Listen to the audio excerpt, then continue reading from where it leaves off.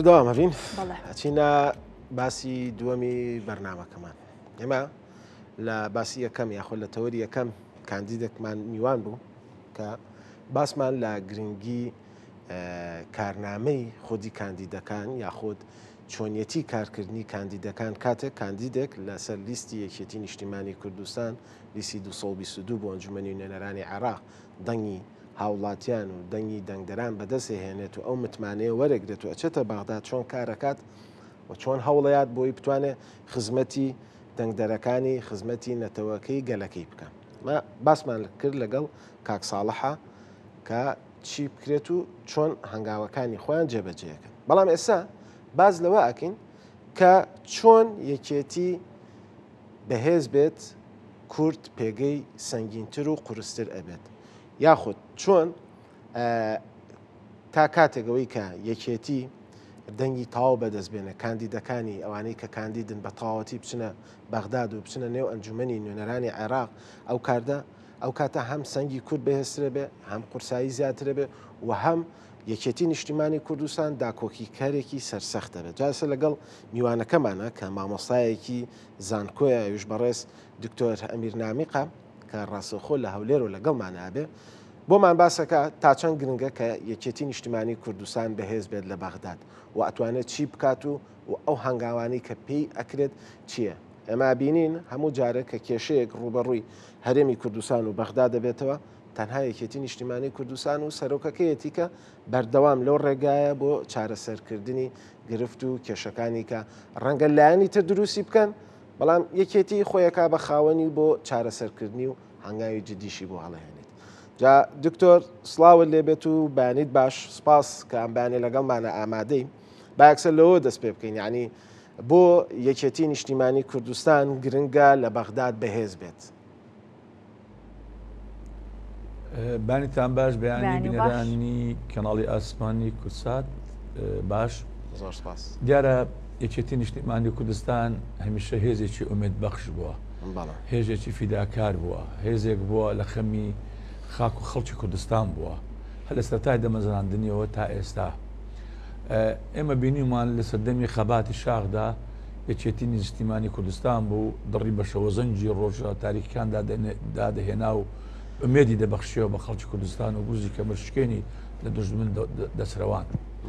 لە دوای ڕاپەڕی نیش لە ڕووی دەوڵەتداریەوە یەکێتی نیشتیمانی کوردستان بۆ چون و بەرنامەکەی وا بۆ کە هەمیشە یەکێتی بۆ خزمەتی خەڵک لەدایک بووە ئامادەیە هەموو قوربانێک بدە لە پێناو گەلەکەی. ئێمە بینیمان لە دوای تەشکیلکردنەوە و ڕوخانی ڕژێمی پێشوو خودی ڕەوانشاد سەرۆک مامجەلال چوە بەغدا لە بۆی زانی قۆناغی خەبات و تێکۆشانی گەلی کوردستان ئێستا لە شاخەکانە لە ناو بەغدای پایتەختە تا ئەو کاتی وەزتەکردە کاراکان لە مەکتەبی سیاسی و سەرکردایەتی و خاون ئەزمونەکانی ناردە بەغدا لەوێ تا ئەو کاتە یەکێتی هێزێکی کاریگەر بوو لە بەغدا خودی زەنابی مامجەلال کە لێ بوو کێشەکانی بینی هەرێم و بەغدا زۆر کەم بوو زۆر بە ئاسانی حەل دەبوو خەڵک کێشەی موچەی نەبوو کێشەی خزمەتگوزاری نەبوو کێشەی بودجە نەبوو سەتا حەفتە دەهات دوایەوە کە سەرۆک مامجەلال نەخۆش کەوت و یەکێتی بابڵن توش کۆمەڵک کێشە بوو ئەو هێزە پارسەنجی هێز هەرێم کوردستان تێکچوو بینی هەرێم کوردستان و بەغداش تێکچوو ئەوەی ئێستا ئومێدەک هەیە ئەو یەکێتیە گرێکوێرەکان توانین لە بەغدا بکاتەوە. بەڵێ کاتە ئەو گرێکوێرانی کە باسێ کرد ئەتوانی باسێکمان لێو بکەی و چارەسەرەکانیان چین؟ بەڵێ ئێمە هەم لە یەک دەزانین مامجەلال هەم جار دەیوت بە توندوتیژی بە قسەی توندوتیش دەیدۆڕێنین پێویستە بە تەفاهۆم بە هێمنی کێشەکان چارەسەر بکەین. چەندین گرێکوێرە لەگەڵ بینی هەرێم و بەغدا هەیە کێشەی موچە و بودجە کێشەی مادەی ١40 کێشەی خاک و خەڵکی کوردستان و سنوورەکان کێشەی بنەماکانی دیموکراسی یەکێتی تا ئێستا ئەو هێزی ئێستا کە هەیە لە بەغدا و توانیوەتی کۆمەڵە گرێکوێرە بکاتەوە بۆ نمونە زیاتر لە ساڵێک زیاتر لە 2 ساڵ زیاتر کێشەی نەوت هەبوو با بڵێن نەوت دەفرۆشرا پێشتە بەڵام هەر قەرزار بووین کێشەی نەوت هەبوو ئەو یەکێتی و سەرۆکی یەکێتی نیشتیمانی کوردستان بۆ سەرۆک پاڤڵ چۆ بەغدا گەیشت بە ڕێککەوتنێکی کەوی ئێستا هێوە نەوتەکە دەڕوە کێشەی موچە بەردەوام تیمی یەکێتی سەرۆکی یەکێتی نیشتیمانی کوردستان جێگی سەرۆکی حکوومەت کاقوبات ڕوو لە بەغدا بووە. ئەگە بەراورد بکەین هیچ سەرۆکێکی حزبەکان لە کوردستان کە ئەوان لە دەسەڵاتن و کاریگەریان هەیە و قوتێکی قانونیان بەدەستا بەقەت سەرۆک پاڤڵ نەچونەتە بەغدا بۆ خەم و کێشەکانی خەڵکو و کێشەی موچە کەواتە پێویستە یەکێتی لە بەغدا بێ پێویستە یەکێتی لە بەغدا بەهێز بێ ئەگ یەکێتی لە بەغدا بەهێز بێ من پێم وایە کێشە و کەموکوڕەکانی خەڵکی کوردستان بە تایبەتی کێشەی موچە کێشەی مادەی ١٤ ناوچە کوردستانی داپڕێنراوەکان پێم وایە چارەسەر دەکرێت ئەوەی ئێستا هەیە کە ئومێدێک بەخشراوەتەوە بە خەڵکی کوردستان ئومێدەکە ئەوەیە کۆمەڵ ڕێککەوتن هەیە بەڵام هێشتا پێویستە بچەسپێنرێت دەڵەمەیە ئەو بەوە دەبێت جارشکە یەکێتی نیشتیمانی کوردستان لە بەغدا کاریگەر بێ خەڵک باش دەزانی یەکێتی گرێ کوێرەکان دەکاتەوە گرێ دروست ناکە یەکێتی تەنگژە چارەسەر دەکات کێشە و تەنگژە دروست ناکە یەکێتی پێی وایە کێشەکانی ئێمە کورد لە بەغدا چارەسەر لەگە وڵاتانی ئیقلیمی و فڵان شوێن و فڵان شوێن چارەسەر ناکرێت من دڵنیام لەوێ کۆمەڵانی خەڵکی کوردستان تێگەیشتونە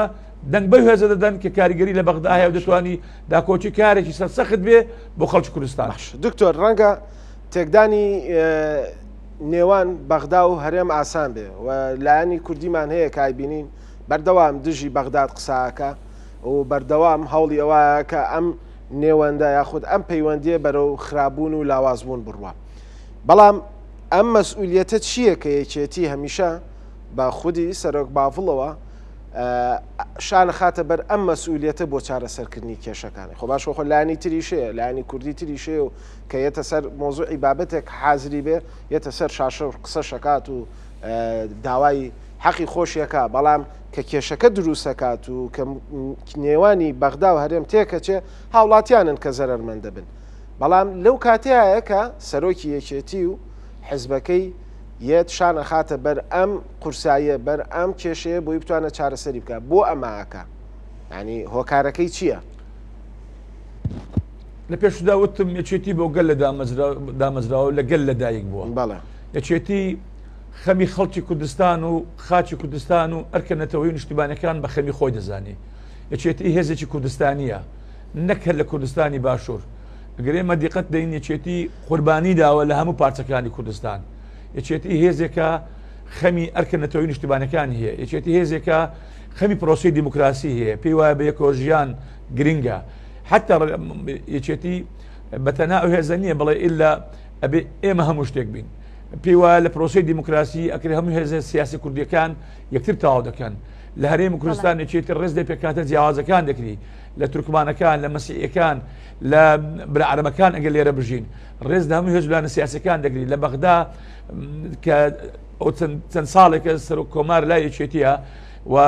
کە جەنابی مامزال لەوێ بە سەمامی ئەمانی هەمووی عێراقیەکان و عێراقیەکان و ڕۆژهەڵاتی ناوەڕاست بووە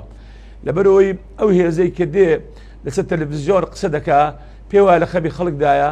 با بچێت سەری کەرکووک بکە چێ بوو ئەو چ هێزێکی سیاسی بوو ئامادە نەبوو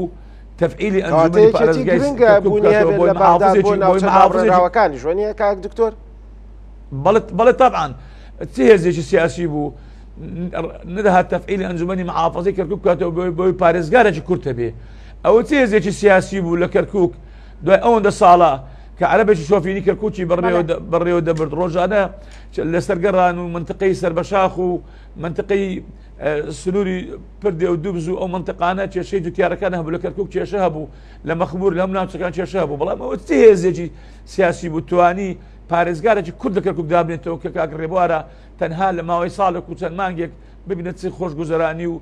چۆن تەبایی و برایەتی لە نێوان پێکاتێک ڕەسەرەکانی کەرکووک با بڵێن جێگیر کردی و کاری لێسەر دەکاتن بە هەمان شێوە ئەو لە سنووری مووسڵ ئەوە لە بەغدا کێشەی موچە چەقبەستوو بوو نەدەهات بەڵام سەرۆک پاڤڵ ڕەغبی هەموو ئیش و ئەرکی لە شایندا هەیە چۆ بەغدا کێشەی موچە ئەو ڕێکەوتێکی ئێستا هەیە لەسەر دەستی سەرۆک پاڤڵ و تیمی یەکێتی نیشتیمانی کوردستان لە بەغدا بەرەو چارەسەر دەڕوا خودی سەرۆک وەزیرانی عێراق سوپاسی سەرۆک پاڤڵ و یەکێتی نیشتیمانی کوردستانی کرد. بەڵێ دکتۆر ئەمیر نامیق مامۆستای زانکۆ کە ئەمبانی ڕاستەخۆ لە هەولێرەوە لەگەڵمان نابووی زۆر سوپاس بۆ ئامادەبوونت.